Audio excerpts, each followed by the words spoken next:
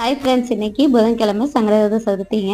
இன்னைக்கு காலை டிஃபனுக்கு வந்து நான் மாப்பிள்ளை சம்பால நீர் உருண்டை தான் செஞ்சுருந்தேன். நம்ம அரிசி மாவில் செய்யும்போது அதுக்கு வந்து நாங்களாம் வந்து நீர் உருண்டை உப்பு உருண்டைன்னு சொல்லுவோம். நைட்டே மாப்பிள்ளை சம்பாவை ஊற வச்சுட்டேன். அதை தண்ணியை வடிச்சிட்டு மிக்சியில் சேர்த்து நல்லா குறைன்னு ரவா பதத்துக்கு அரைச்சி எடுத்துக்கிட்டேன்.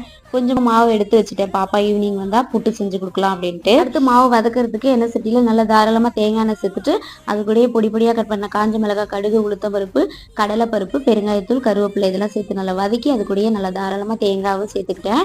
தேங்காய் சேர்த்து வதங்கின பிறகு நம்ம 1 டம்ளர் அரிசிக்கு நான் 2 டம்ளர் தண்ணி சேர்த்துருக்கேன். சேர்த்துட்டு உப்பு சேர்த்து நல்லா கொதி வந்த பிறகு நம்ம அரைச்ச மாவையும் சேர்த்து நல்லா கலந்து விட்டு நல்லா வதங்கி நமக்கு உருண்டை பிடிக்கிற அளவுக்கு நல்லா வெந்து வரணும். அதுக்கப்புறம் ஆற வச்சுட்டு உருட்டி இட்லி பானையில் வச்சு வேக வச்சு எடுத்துக்கிட்டேன்.